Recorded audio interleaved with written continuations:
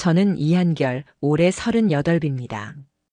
평범한 직장인이자 2년 전까진 누구보다 사랑받고 있다고 믿었던 남편이었습니다. 지금부터 드릴 이야기는 제가 어떻게 인생에서 가장 소중하다고 여겼던 사람에게 천천히 철저하게 속아왔는지를 고백하는 내용입니다. 아내 수연과의 첫 만남은 아주 단순했습니다. 대학교 동아리 후배였고 늘 조용하고 예의 바른 성격이었죠. 처음에는 특별한 감정이 있었던 건 아니었는데 졸업하고 사회생활을 시작한 뒤 다시 만나면서 조금씩 서로에게 마음을 열게 됐습니다. 제가 먼저 고백을 했고 수연이는 한참을 망설이다 결국 수줍게 고개를 끄덕였습니다. 저희는 2년을 연애했고 그 중반부터는 거의 반동거처럼 지냈습니다. 수연이는 독립해서 혼자 자취하고 있었고 저는 회사 근처 원룸에 살고 있었기에 자연스럽게 둘 중 한쪽에서 함께 자는 날이 많았습니다. 수연이는 말 그대로 완벽한 여자친구였습니다.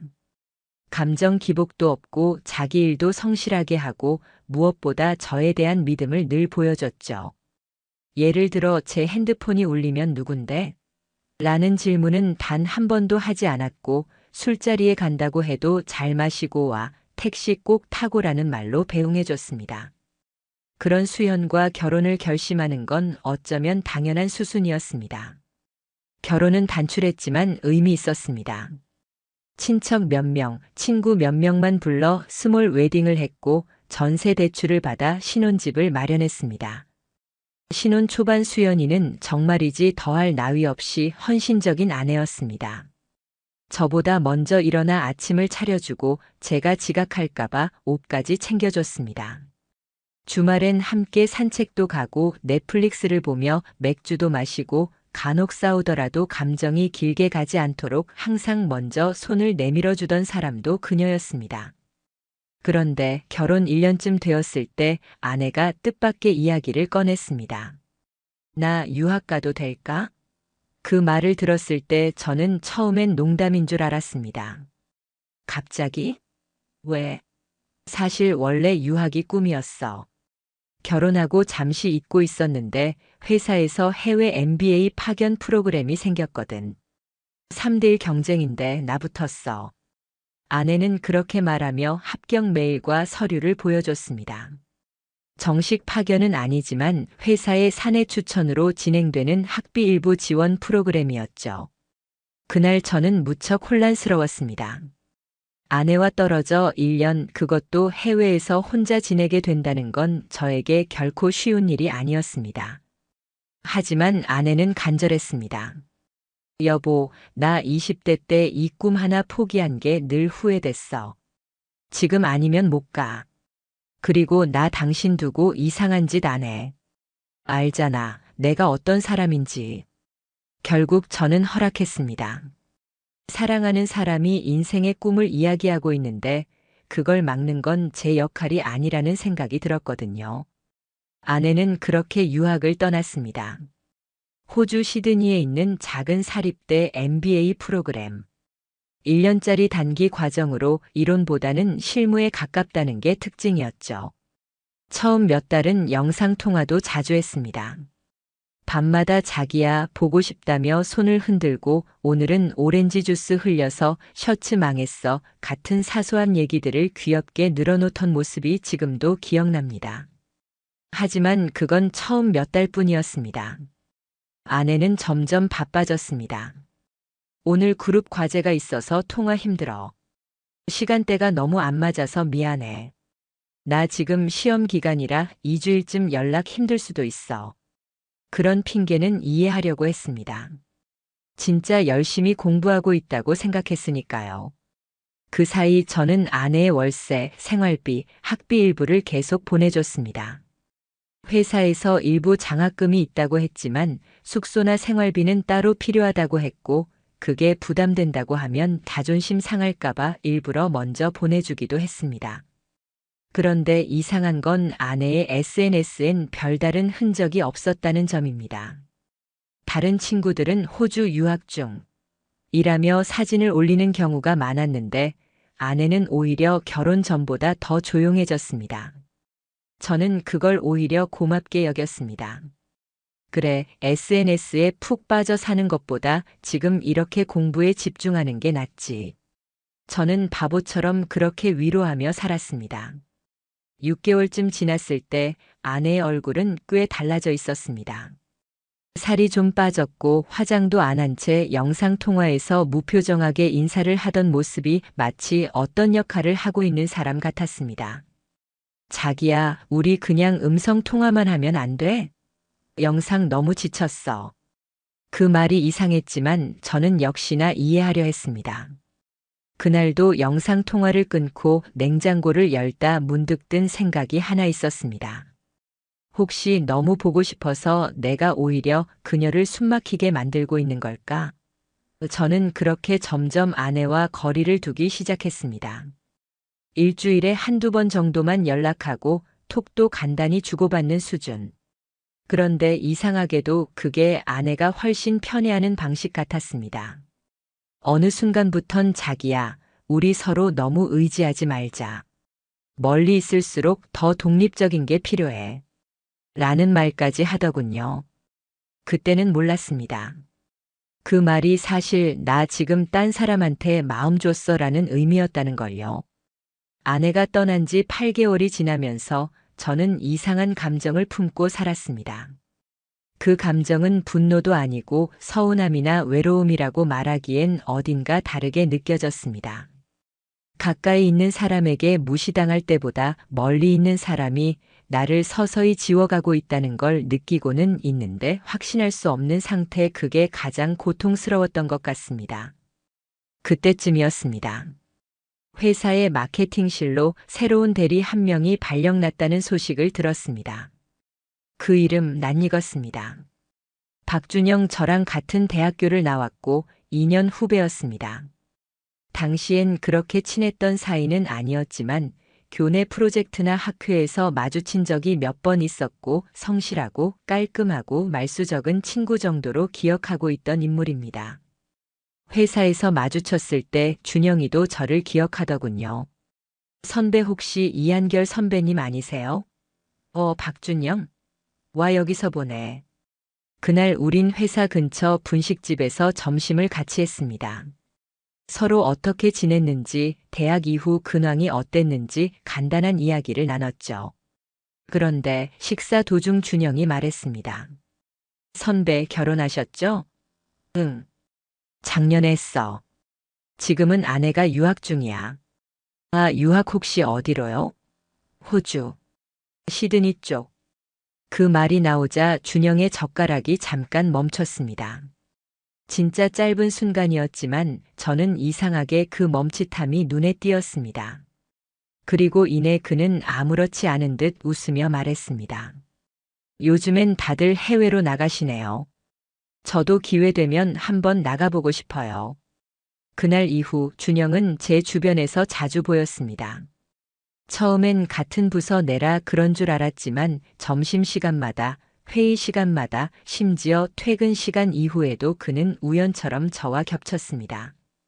그리고 점점 이상한 말투를 쓰기 시작했습니다. 선배는 진짜 착하신 것 같아요. 그런 상황에서도 믿어주시네요. 와. 진짜 대단하세요. 전 못할 것 같아요. 처음엔 그저 후배가 선배에게 예의 있게 말하는 정도로 들렸습니다. 하지만 계속 반복되니까 무언가 말에 숨어있는 뉘앙스가 느껴졌습니다. 마치 저만 바보처럼 믿고 있는 것 같다는 암시. 착한 사람 콤플렉스에 빠진 누군가를 연민 어린 시선으로 바라보는 태도. 결정적으로 이상했던 건 그가 제 아내의 이름을 알고 있었다는 점입니다. 어느 날 회사 옥상에서 같이 커피를 마시고 있었는데 준영이 불쑥 이런 말을 했습니다. 수연 누나 공부 잘하시죠? 예전부터 좀 무섭게 완벽주의셨던 것 같아요. 그 순간 저는 커피를 떨어뜨릴 뻔했습니다. 뭐라고? 너 수연이를 어떻게 알아? 아, 그게 말 안 했구나. 누나랑 저 예전에 스터디 같이 했었어요. 학부 때. 그의 말투는 매우 자연스러웠지만 저는 단박에 느꼈습니다. 거짓입니다. 아내는 대학 때 스터디나 학회 활동 같은 걸 거의 하지 않았습니다. 그녀가 항상 했던 말이 있거든요. 나 사람들하고 어울리는 거 잘 못해. 특히 후배나 선배랑은 더 어려워. 그녀는 말 그대로 폐쇄적인 사람이었고 누구랑 연이 닿았다는 이야기를 한 적이 없습니다. 그날 밤 저는 아내에게 전화를 걸었습니다. 자기야, 준영이라는 이름 들어본 적 있어? 준영? 어떤? 우리 회사에 새로 들어온 후배. 같은 과였다는데 예전에 자기도 알았다고 하더라. 잠시 정적이 흘렀고 아내는 이내 말했습니다. 아마 걔일 거야. 예전에 잠깐 과제 같이 했던 적 있어. 근데 자기는 후배들이랑 스터디 안 했다며. 기억 안 나. 나도 그때 바빴어. 어차피 별 사이 아니었고. 그녀의 말투는 어색했습니다. 기억이 나지 않는 사람이면 글쎄. 라고 반응하는 게 자연스러울 텐데 그녀는 너무 많은 설명을 붙였습니다. 그날부터 저는 회사의 박준영과 해외 유학 중인 아내를 의심하기 시작했습니다. 처음엔 말도 안 되는 생각이었습니다. 한 명은 한국에 있고 한 명은 시드니에 있는데 어떻게 그 둘이 엮여 있을 수 있을까? 하지만 사람의 감이라는 건 무시할 수 없는 거더군요. 저는 그날 이후 준영의 행동을 관찰하기 시작했습니다. 그리고 그는 제 시선을 의식하고 있다는 걸 느꼈습니다. 며칠 후 우연히 복사기 위에 놓인 그의 사내 업무용 메일 캡처를 보게 됐습니다. 캡처 화면에 보인 한 줄. 줌 미팅 링크 공유 윤. 그 순간 심장이 내려앉았습니다. 아내의 영어 이름은 윤입니다. 그녀는 결혼 후에도 이름을 바꾸지 않았고 해외 프로그램 등록 시에도 영문 이름을 저에게 직접 보여준 적이 있었습니다. 그게 어떻게 가능한가요? 그는 시드니에 있는 아내와 온라인 미팅을 하고 있었습니다. 단순한 과제 협업이라면 왜 사적인 대화 링크를 사내 캘린더와 연동시켰을까요? 저는 그날 준영의 뒷자리에 몰래 다가갔습니다. 그의 컴퓨터 화면은 잠겨 있었지만 모니터 옆엔 포스트잇 하나가 붙어 있었습니다. 비밀번호 0807Y. 그 순간 머릿속에 경보음이 울렸습니다. 0807 제 아내의 생일입니다. Y는 아마도 아내의 이니셜이겠죠. 그날 밤 저는 처음으로 아내의 유학이 가짜일 수도 있다는 의심을 품게 됐습니다. 물론 그녀가 시드니에 있는 건 맞았습니다. 인스타그램으로 남겨둔 지역 태그나 처음 보여줬던 항공권을 생각하면 위치 자체가 거짓은 아니었을 겁니다. 하지만 그곳에서 혼자 공부하고 있었다는 믿음은 이미 무너지고 있었습니다. 그날 이후로 제 안에서는 모든 게 의심이라는 이름으로 뒤덮였습니다. 아내의 모든 말, 준영의 모든 눈빛, 그리고 제가 그동안 아무 의심 없이 넘겼던 과거의 순간들까지도 하나하나 되짚어보게 되었습니다. 처음엔 너무 억지스럽다는 생각도 했습니다. 설마 그럴 리가, 내가 과민 반응하는 건 아닐까? 말도 안 되지, 내가 아는 수연인데. 하지만 비밀번호 포스트잇을 본 이후로 그 생각은 빠르게 확신으로 바뀌었습니다. 다음 날 저는 사무실 복사기를 수리하는 외부 업체 기사인 척하고 준영이 자리를 비운 점심시간 틈을 이용해 그의 책상 근처 컴퓨터를 확인했습니다. 비밀번호는 예상대로 0807Y. 화면이 열렸습니다. 들어가자마자 아웃룩 메일이 떠 있었고 최근 사용한 파일 목록 중 파일 하나가 있었습니다. 마우스를 가져다 대는 순간 손이 떨렸습니다. 정말 그 안에 제가 몰랐던 세상이 담겨 있다면? 파일을 USB에 복사했습니다. 그 순간 경보음이라도 울릴 것 같았습니다. 퇴근 후 집에 도착하자마자 노트북을 켜고 파일을 열었습니다. 영상이 재생되었습니다. 회의 화면처럼 보였지만 화면에 잡힌 두 사람은 아내와 준영이었습니다. 화면 속 아내는 머리를 묶은 채 침대에 누워 있었고 웃으며 말했습니다. 이제 거의 다 왔네, 우리. 그리고 준영은 말했습니다. 그럼 이번에 진짜 제대로 마무리하자. 대화의 주제는 공부도 과제도 아니었습니다. 둘은 확실히 사적인 이야기를 나누고 있었고 그 안에는 함께 있었던 날들에 대한 기억이 가득 담겨 있었습니다. 그때 본다이 비치에서 내가 내 옷 들고 뛰던 거 기억나? 기억나지? 그날 밤에 호텔 예약 안 돼서 진짜 큰일 날 뻔했잖아. 호텔. 같이 잤다는 얘기를 암시하고 있는 대화. 말은 하지 않아도 표정과 말투와 눈빛이 모든 걸 설명하고 있었습니다. 순간 가슴이 철렁 내려앉았습니다. 아내는 유학 간 게 아니었습니다. 적어도 혼자서 공부만 하러 간 건 아니었습니다. 그녀는 준영과 함께 있었습니다. 1년짜리 MBA라는 이름 아래 남편이 모든 비용을 대고 있는 상황 속에서 그녀는 다른 남자와 결혼처럼 살아가고 있었습니다. 저는 그 즉시 탐정사무소에 연락했습니다. 해외 조사를 맡아주시진 못하겠죠? 간접적 증거나 온라인 추적 정도는 가능합니다. 대상자의 SNS, IP 기반 로그, 출입국 내역 등 확보 가능합니다. 아내의 SNS는 비공개였지만 탐정은 그녀의 계정 활동 로그를 일부 확보했습니다.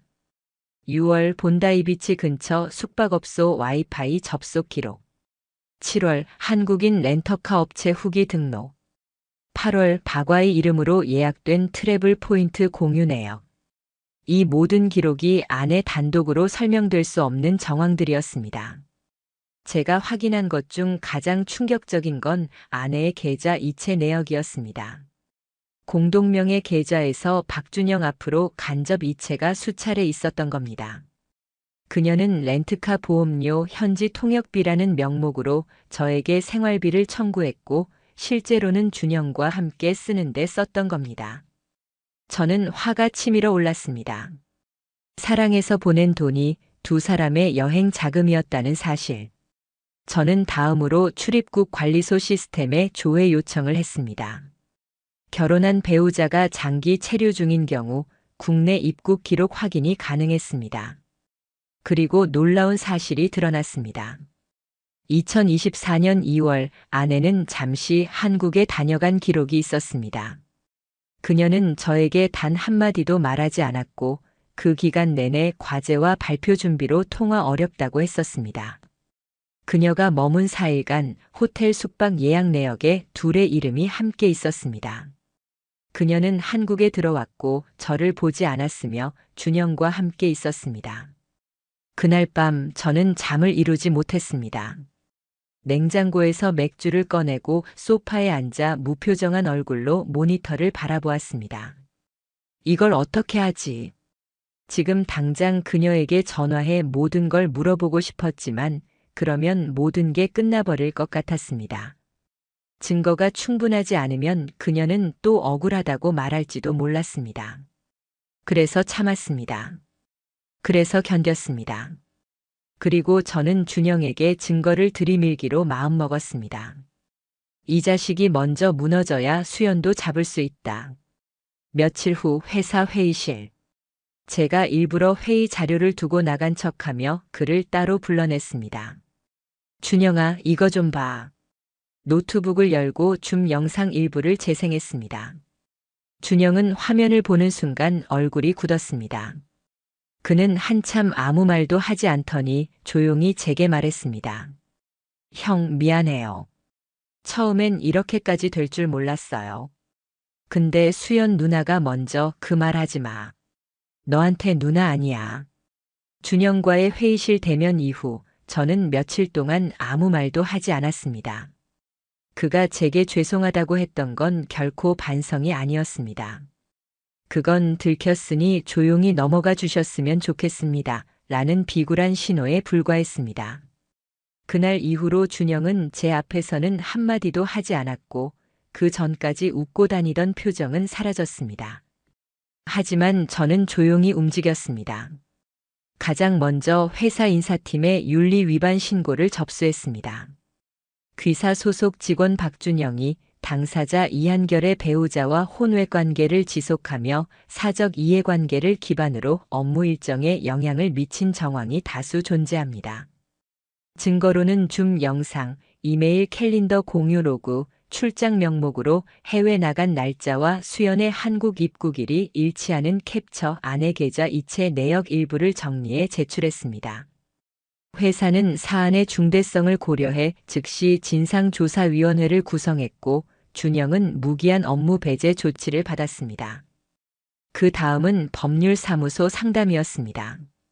가족법과 민사소송을 전문으로 하는 40대 중반의 변호사를 만났고 저는 지금까지 수집한 자료들을 모두 넘겼습니다. 그는 말했습니다. 사례 자체는 불륜 중에서도 장기적 계획형에 해당합니다. 1년 넘게 해외에서 부부처럼 살았다는 건 단순한 감정적 일탈이 아니라 혼인 파탄의 고의성을 입증하는 증거가 됩니다. 이혼 소송은 물론이고 상간남에 대한 위자료 청구 그리고 배우자에 대한 기망에 의한 재산 손해배상까지 병합 가능성도 있습니다. 저는 고개를 끄덕였습니다. 아이도 없고 재산도 공동명에 없습니다. 한쪽이 명백히 혼인 의무를 저버린 상황인데 더 기다릴 이유 없죠. 법률 대응과 병행해 수연에게 내용 증명을 보냈습니다. 김수현 귀하 본인은 귀하와의 혼인 관계가 더 이상 유지될 수 없음을 통보합니다. 귀하의 장기적 외도 및 기망 행위로 인해 혼인 생활은 회복 불가능한 상태에 이르렀으며 귀하의 귀국 후 7일 내에 협의 이혼 또는 조정 절차에 응하실 것을 요구합니다. 이외의 경우 본인은 즉시 이혼 및 손해배상 청구 소송을 진행할 것임을 명시합니다. 이틀 후 아내에게서 전화가 왔습니다. 조용한 목소리였지만 그 안엔 감정이 없었습니다. 다 알고 있었구나.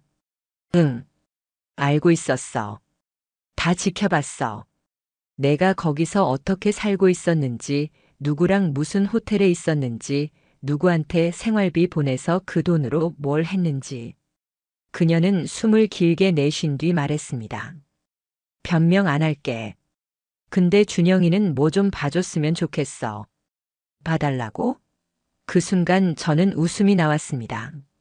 내가 생활비로 호텔비 내주고 내 후배한테 아내를 빼앗기고 거짓 유학 지원하고 그런데 봐달라고? 여보 이제 내 이름 부르지 마. 넌 더 이상 내 사람이 아니니까. 그 후 아내는 귀국을 선택하지 않았습니다. 이혼 조정에 대한 회신도 없었고 공식적인 답변은 변호사를 통해 받았습니다.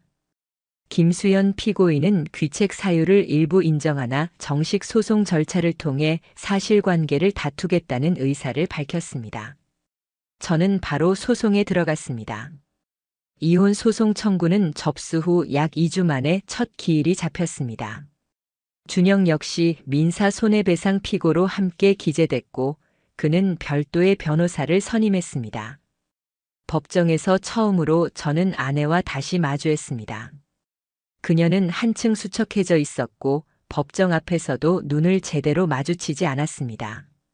준영은 뻣뻣하게 앉아 있었지만 턱을 매만지는 손끝이 떨리고 있었습니다. 재판은 형식적으로 진행됐지만 제 손엔 모든 자료가 있었습니다. 호텔 예약 내역, 줌 영상 녹취록, 아내의 이체 내역, 출입국 기록, 회사 내부 문서, 박준영의 업무 로그, 판사는 중간에 여러 번 고개를 젓더니 말했습니다. 이 정도면 단순 외도라고 보기 어렵습니다. 혼인 파탄의 원인이 누구에게 있는지 법은 정확히 봐야 합니다. 이후 회사 내부 감사 결과 박준영은 윤리 강령 위반 및 품위유지 의무 위반으로 중징계 해고 처분을 받았습니다. 그는 회사 메신저에 억울하다는 메시지를 남긴 뒤 퇴사 처리되었고 사내에서도 한동안 불륜 해고라는 말이 돌았습니다. 아내는 민사 조정을 위해 며칠간 한국에 머물렀습니다. 그리고 마지막 날 아내는 제게 말했습니다. 여보, 나 이제 어디로 돌아가야 할지 모르겠어. 저는 아무 말도 하지 않았습니다. 모든 건 내가 만들어낸 너의 선택이었기에. 이혼 소송과 상간자 위자료 청구 소송은 예상보다 빠르게 결론이 났습니다. 그건 아마도 제가 제출한 증거가 너무도 명확했기 때문이겠지요. 호텔 예약 내역, 영상통화 녹화 파일, 공동계좌 이체 기록, 출입국 기록, 그리고 회사 내부 윤리 위반 보고서까지. 더 이상 그 누구도 그럴 리가 없다고 말할 수 없을 정도로 모든 정황은 하나로 이어졌고 그 끝은 배신이었습니다. 판결 선고일. 법정에 들어선 저는 담담했습니다. 그날 아내는 오지 않았고 준영만이 피고석에 앉아 있었습니다. 그는 법정 앞에서 마지막까지 고개를 숙이지 않았습니다. 아니, 못했다고 보는 게 맞을 겁니다. 아직도 자기가 뭘 잘못했는지 제대로 인정하지 못한 눈빛이었으니까요. 재판부는 담백한 어조로 판결을 읽어내려갔습니다.